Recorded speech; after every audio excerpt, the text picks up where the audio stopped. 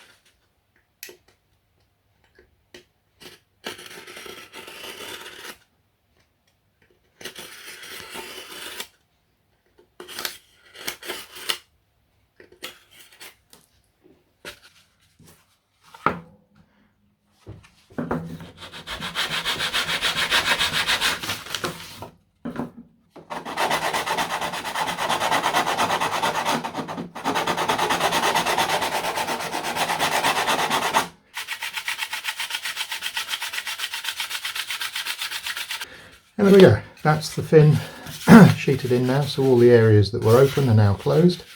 Once this is glassed, probably will need a little bit of filler along that line just to keep it level. It looks pretty good, but a line will show through there if you're not really careful. So we might need a little skim of filler across there after we've glassed it. But that's the fin.